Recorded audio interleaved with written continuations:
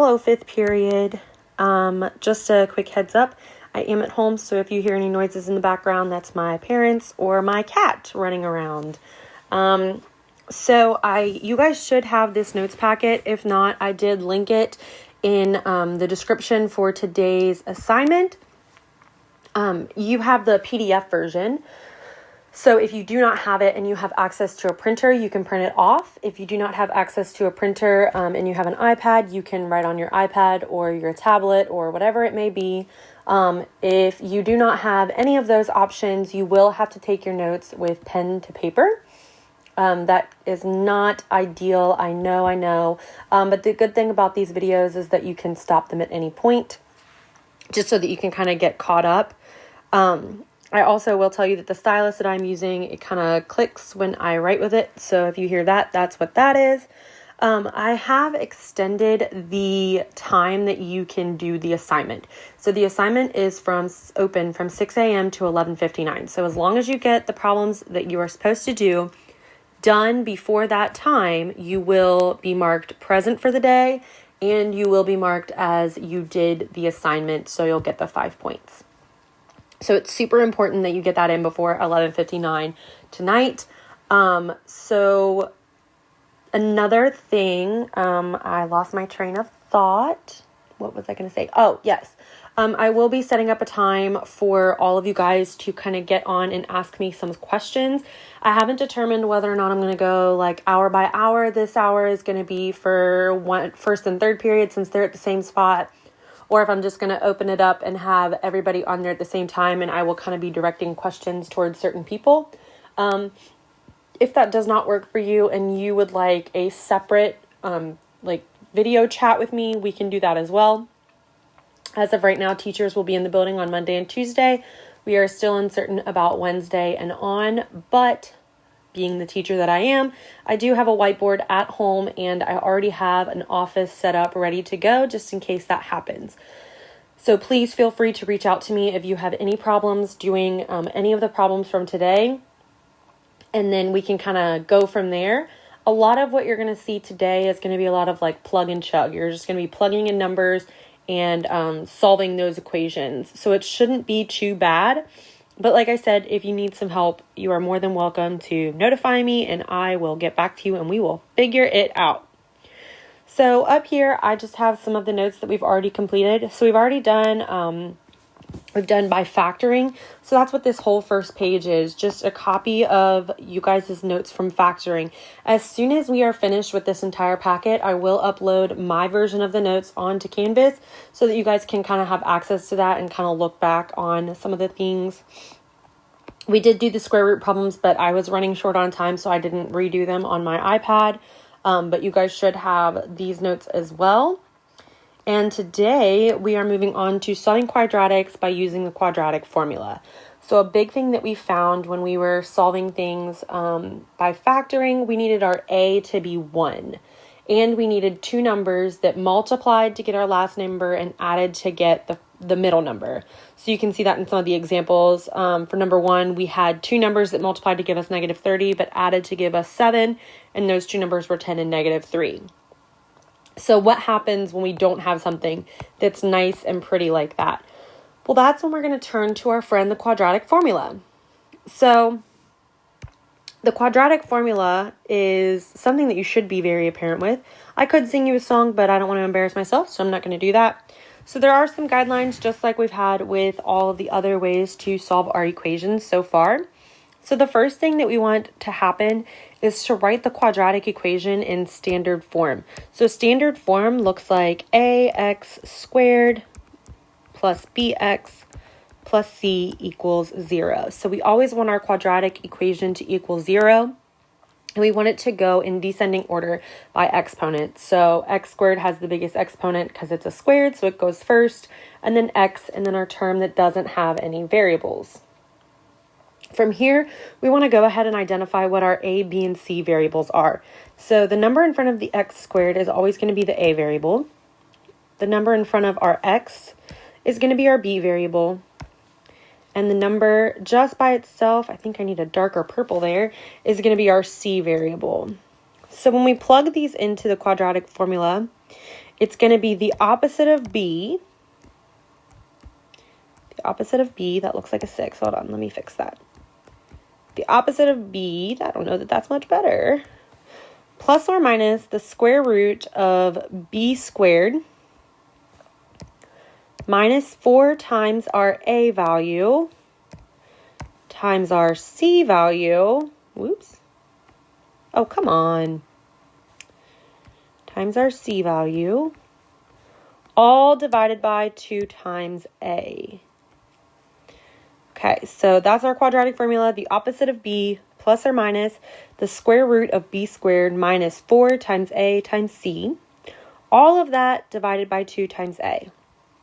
So I'm going to do 2 practice problems with you, and then we're going to talk about a thing called the discriminant, which is going to help us when we get to the next page. So if we look at number 1 here, our first thing that we want to do is, I'm going to use orange real quick, and I'm just going to identify my a, b, and c variables. However, looking at this equation, it is not in the form that we want it to be in. So this -4 over here, that should be a 0. So we're going to have to do some moving around. So what I'm going to do is add 4 to both sides just so that that right side equals 0. So we would then have, let me move this down a little bit, 3x squared minus 4x plus 4 equals 0. Now I want to identify my a, b, and c. So my a is 3, my b is -4, and my c is +4.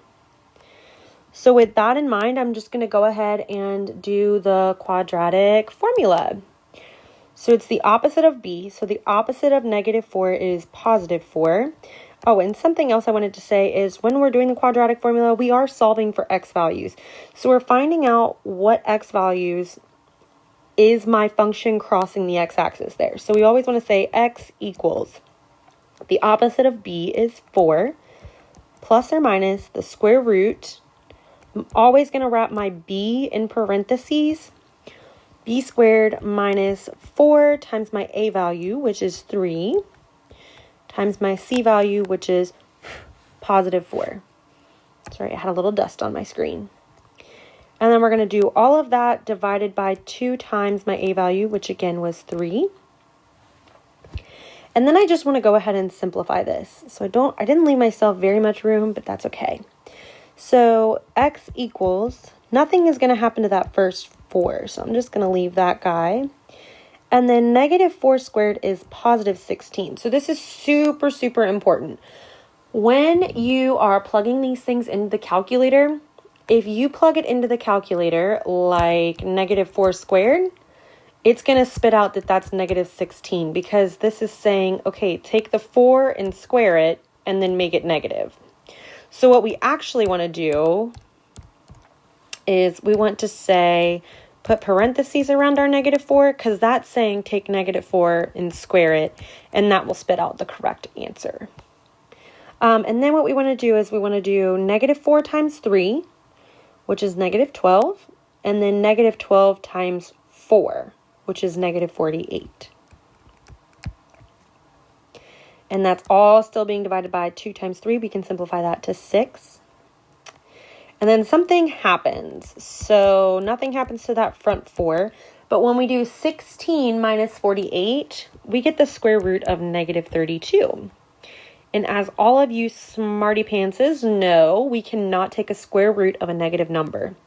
So what we say here is no real solutions. That's my answer for that first one. No real solutions, because I cannot take the square root of a negative number. We just don't know how to do that. So with that in mind, let's move to number 2. Number 2 says 5x squared minus 2x minus 1 equals 0. So here, everything already equals 0, which is beautiful, wonderful, amazing. So we just need to identify our a, b, and c. So 5 is our a, -2 is our b, and -1 is going to be our c value here. And then all we're going to do is plug this. I'm going to use a different color. I'm going to use pink. All we're going to do is plug this into the quadratic formula. So x equals the opposite of b. So the opposite of -2 is +2. That's an ugly plus sign. Plus or minus the square root of -2 squared minus 4 times my a times my c. All of that divided by 2 times my a value. Okay. So now we just need to keep on solving, so nothing happens with that 2 out front. -2 squared is +4. -4 times 5 is -20. -20 times -1 is +20. So then we can simplify that bottom part. So 2 times 5 is 10. We just need to keep solving. So 2 plus or minus 4 plus 20 is 24. And then I get to here. And I think to myself, is there anything that I can do to break down that 24? So I'm going to come up here real quick in this extra little space. And I'm going to ask myself, what is a perfect square that goes into 24? So the one that I think of is 4. So I can break this into the square root of 4 and the square root of 6. So the square root of 4 is 2. And we don't really know what the square root of 6 is because it's not like a pretty number like 2 is. And there are no other perfect squares that go into that. So we're just going to leave it just like that. So I'm going to come over here and I'm going to say x equals 2 plus or minus 2 the square root of 6, because that's what we simplified the square root of 24 to be. All right. One more step. Even though this looks nice and pretty, there is something that we can do. So this 2, let me get a different color real quick. This 2, and this 10 all have 2 in common, which means I can factor a 2 out of everything. So when I do that, we get x equals 1 plus or minus the square root of 6 divided by 5. And you might be thinking to yourself, Ms. Gronefeld, why didn't we take a 2 out of the 6? Well, 6 is kind of like a variable. It's trapped underneath of that radical. You can't do anything to it because it's not like all the others. So we only can divide by numbers that are outside of that radical. So this would be your final answer. 1 plus or minus the square root of 6 divided by 5. So like I kind of said before, the quadratic formula is not too bad. You guys have it here. I recommend writing it at the top of your paper every time you're going to use it, just so that you have something to like reference back to. So we're only going to do those 2 problems for right now. I'm going to move on to the discriminant, and then that's going to help you to do the quadratic formula a little bit easier. So let's get into it. Let me zoom in here. Come on. All right. So the discriminant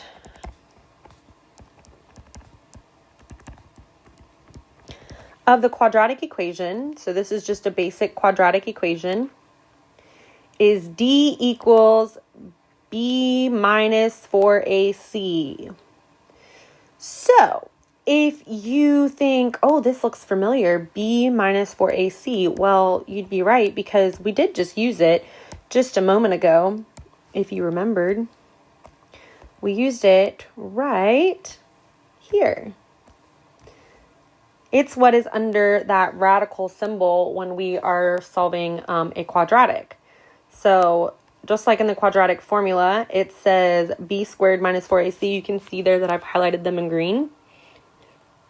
The discriminant is just whatever is underneath of that radical symbol. So what does the discriminant tell me? What is it? What's the use for it? So the discriminant can be used to determine how many real number solutions a quadratic equation can have. So if the discriminant is greater than 0, that means that it's positive,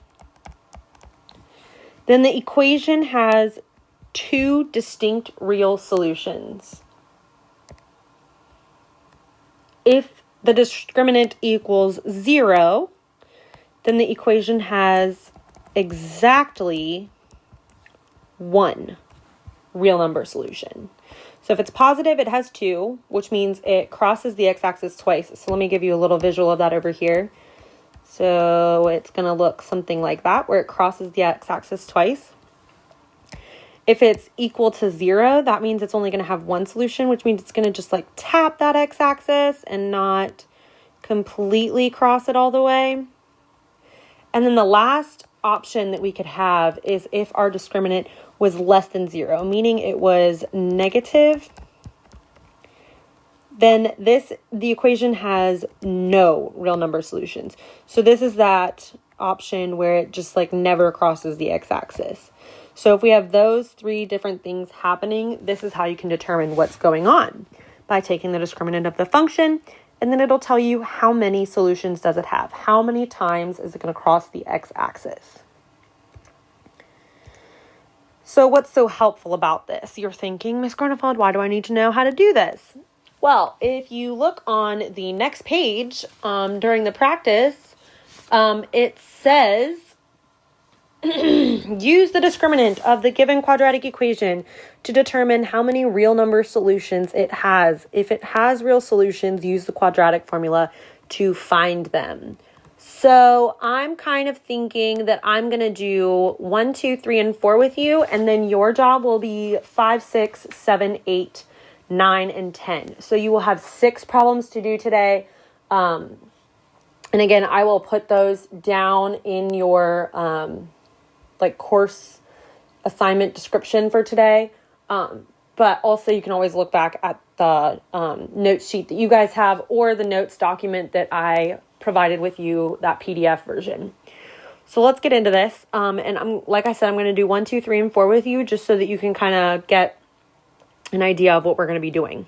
So let's find the discriminant of this first one. So again, I'm just going to write up here real quick. So discriminant equals b squared minus 4ac. And then I'll also write the quadratic formula, which is x equals the opposite of b plus or minus the square root of b squared minus 4ac all over 2a.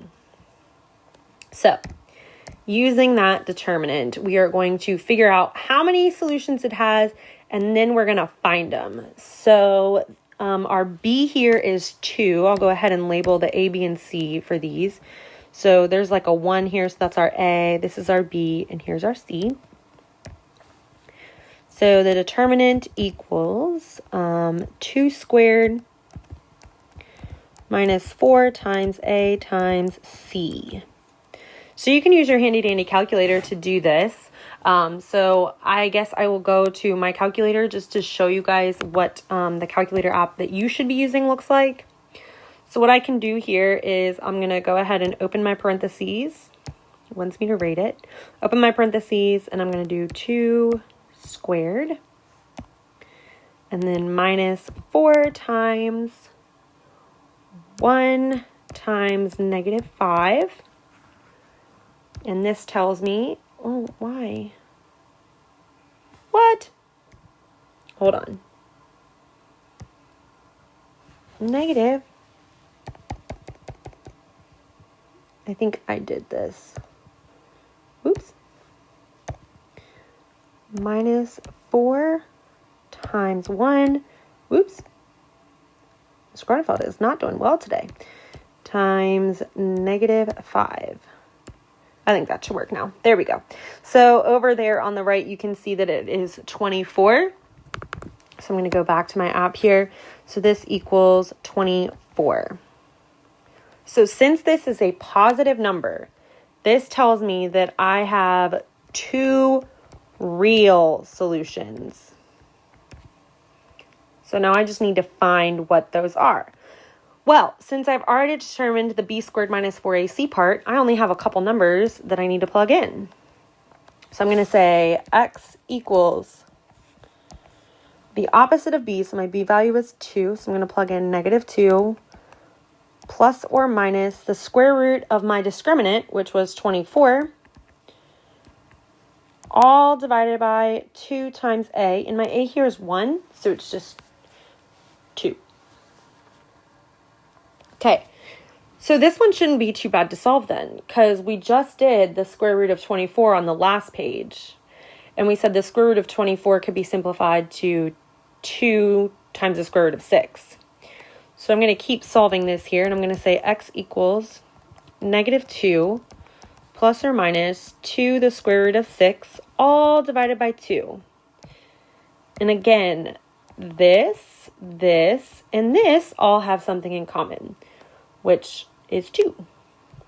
So if I take a 2 out of everything, your final answer should be x equals negative 1 plus or minus the square root of 6. So that discriminant just makes those problems just go so much faster. So that's part of this practice, is because I want you to practice the discriminant as well as the quadratic formula. So please make sure on every single problem, no matter how stupid you may think it is, please do the discriminant first and then do the quadratic formula if you need to. So first things first, let's look at this guy. He is not in the form that we should be in. So we're going to need to move that 1 over. So when we do so, we get x squared minus 3x minus 1 equals 0. We can identify our A, our B, and our C. And then we're just going to plug that into our determinant here. So determinant equals B squared minus 4 times A times C.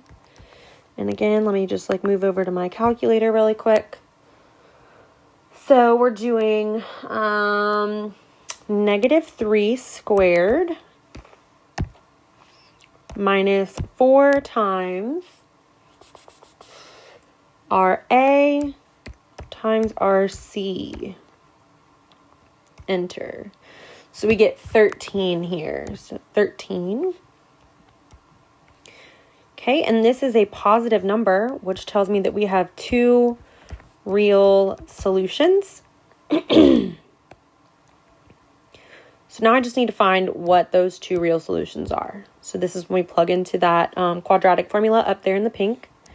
So x equals, the opposite of b, my b here is negative 3. So this should be 3 plus or minus my discriminant all over 2 times a. Well, a is 1, so I'm doing 2 times 1, which is 2.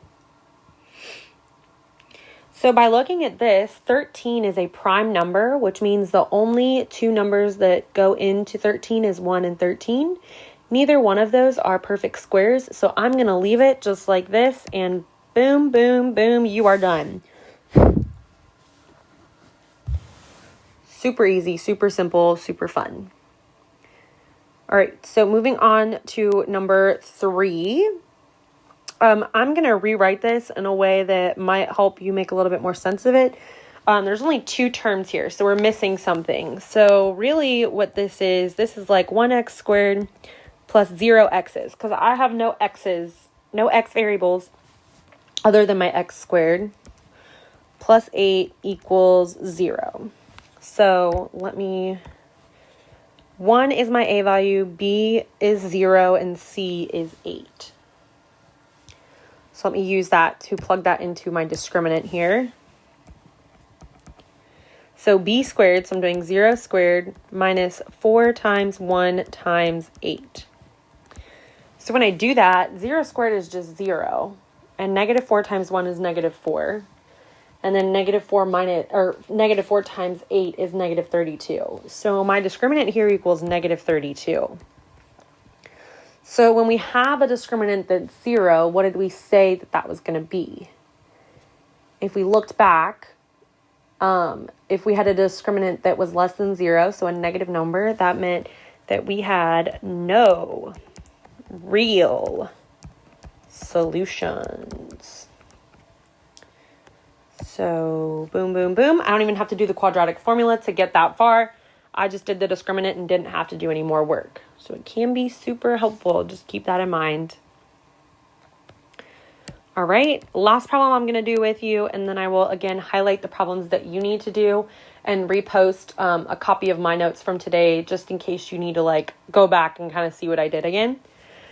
So my a value here, is 1, b is negative 6, and c is 9. Plug that into my discriminant. So discriminant equals b squared minus 4 times a times c. I don't want to do that math in my head, so let me move over to my calculator app that you all should have. I'll repeat that one more time. So my b squared minus my 4 times my a times c. So we get 0. So our discriminant here equals 0. And what we said was when the discriminant equals 0, that means that we have one real solution.